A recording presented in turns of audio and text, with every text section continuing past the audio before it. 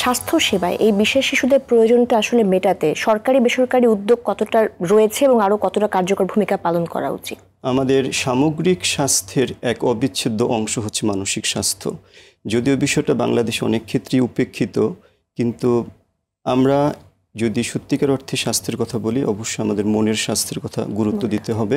আমাদের আবেগ অনুভূতির যথাযথ প্রকাশ, মনের ভালো থাকা এবং আমি যাতে সচেতনভাবে কোনো কাজে নিবেদিত হতে পারি, সমাজ এবং সংস্কৃতির সাথে সম্পর্কযুক্ত থেকে সমাজে আমি যাতে কন্ট্রিবিউট করতে পারি, তাহলে আমার মানসিক স্বাস্থ্যটা নিশ্চিত হবে বলে আমরা বিশ্বাস করি। এক্ষেত্রে বাংলাদেশে মানসিক স্বাস্থ্য আইন রয়েছে, আমরা জানি 2018 সালের সেই আইন। সেখানেও কিন্তু এই মানসিক স্বাস্থ্য নিয়ে যারা বিশেষ সমস্যায় রয়েছেন তাদের মর্যাদা সুরক্ষার কথা বলা হয়েছে, তাদের কল্যাণের কথা বলা হয়েছে, যাতে করে আমরা এই প্রতিবন্ধী নয় শুধু, যারা মানসিক স্বাস্থ্য ঘটিত কোনো না কোনো সমস্যা আছে।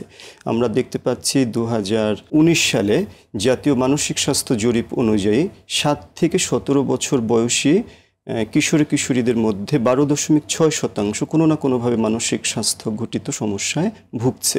তো তার মধ্যে একটা সিংহভাগ অংশ রয়েছে আমাদের এই বিশেষ চাহিদা সম্পন্ন বা প্রতিবন্ধী শিশু কিশোর।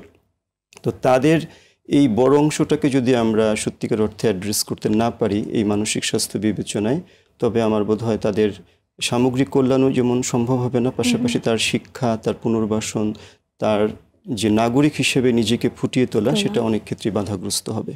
একদমই। এবং একজন বিশেষ শিশুর মানসিক স্বাস্থ্য শুধুমাত্র তাকে ঘিরে না, তার কেয়ার গিভারদের মানসিক স্বাস্থ্যটুকু আমরা আসলে যথার্থই বলেছেন। শুধু বিশেষ চাহিদা সম্পন্ন বা প্রতিবন্ধী শিশু বা ব্যক্তি নন, তার বাবা মা, তার পরিচর্যাকারী, কখনো কখনো তার শিক্ষক নানাভাবে এই সামাজিক হেনস্থার শিকার হয়ে থাকেন। নানা রকম ইভটিজিং, নানা রকম বুলিং এবং যে এক ধরনের বৈষম্যের শিকার হন তারা। যদিও আমাদের সংবিধান অনুচ্ছেদ 28 বলেছেন যে কোনো বৈষম্য প্রদর্শন করা যাবে না বিশেষ কোনো গোষ্ঠীর বা বিশেষ কোনো শ্রেণীর প্রতি। তো সেদিক থেকে আমাদের অনুচ্ছেদ 19 বলেছেন সুযোগের সমতা নিশ্চিত করতে হবে। তো সেই জায়গাগুলো যদি আমরা বিদ্যালয় থেকে শুরু করতে পারি, তাহলে এটা আস্তে আস্তে রাষ্ট্রীয় পর্যায়ে অনেক বেশ ফলপ্রসূ হবে বলে আমার বিশ্বাস। একদম। এবং সেখানে শিক্ষা প্রতিষ্ঠানের ভূমিকার জায়গাটা অনেক বেশি গুরুত্বপূর্ণ। একদম ঠিক বলেছেন। আমাদের শিক্ষা প্রতিষ্ঠান থেকে শুরু করতে হবে আসলে এই অগ্রযাত্রা। একদমই তাই স্যার। আমরা সেই ক্ষেত্রে দেখি যে প্রতিবন্ধিতার ধরন অনুযায়ী যদি আবারও আসি, যে অটিজম নিয়ে কিন্তু অনেক যেরকম সচেতনতার জায়গা আছে, মানুষের মাঝে অ্যাকসেপ্টেন্স আছে, মানুষ এখন অ্যাওয়ার অনেকটুকু এই বিষয় নিয়ে, কিন্তু আরও যে প্রতিবন্ধিতার যে বিষয়গুলো আছে তাদেরকে কিন্তু সেইভাবে করে এখনো সমাজে আমরা অন্যভাবে দেখি। বুদ্ধি প্রতিবন্ধী, ইন্টেলেকচুয়াল ডিসেবিলিটির জায়গা থেকে যারা আছে, আরও বিভিন্ন ধরনের যে বিষয়গুলো সিপি যারা আছে, তো তাদের আসলে কতটুকু আমরা ইনক্লুড করতে পারছি, বা শিক্ষা প্রতিষ্ঠানের জায়গা থেকেও আরো কি কি জায়গাগুলোতে আসলে ফোকাস করা দরকার? All wounds are not visible, সকল ঘা কিন্তু দৃশ্যমান নয়।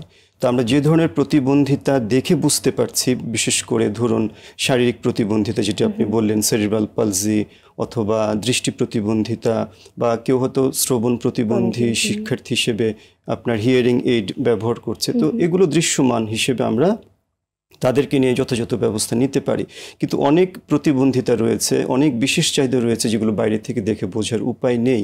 বিশেষ করে শিখন প্রতিবন্ধিতা, বা ধরুন attention deficit hyper activity disorder, বা ধরুন এই অটিজম স্পেকট্রাম ডিসঅর্ডার্স, যেটি এখন অনেক প্রিভ্যালেন্স দেখতে পাচ্ছি আমরা। তো এদেরকে যতক্ষণ না পর্যন্ত আমরা একাডেমিক কার্যক্রমে শিখন শেখানো প্রক্রিয়ায় সম্পৃক্ত করতে পারছি বা তার পারদর্শিতা প্রদর্শনের সুযোগ দিতে না পারছি, ততক্ষণ পর্যন্ত কিন্তু আমি বুঝতে পারছি না যে তার মধ্যে বিশেষ কোনো প্রতিবন্ধকতা রয়েছে।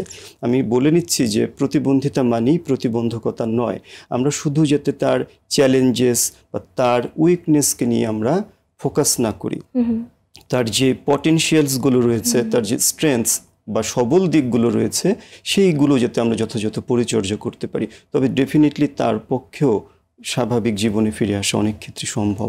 এবং স্যার, যখন আপনাদের প্রোগ্রামে আমি দেখেছি যে তারা কিন্তু ডিফারেন্টলি এবল, এই বিষয়টাকে আসলে সবসময় সামনে নিয়ে আসা হয় এবং এটাকেই প্রমোট করা হয়, কিন্তু যেটা আসলে আমরা সাধারণ মানুষ অনেক ক্ষেত্রে আসলে বুঝি না। একটা সোশ্যাল পারসেপশন তৈরি হয়েছে আমাদের মধ্যে যে প্রতিবন্ধী শিশু ব্যক্তি মানেই বোধহয় তারা অক্ষম, কোনো কাজে তারা সক্ষমতার পরিচয় দিতে পারবে না, পরিবারের একটা বোঝা হিসেবে বা পরিবার সমাজ তাকে একটা বোঝা হিসেবে বিবেচনা করে।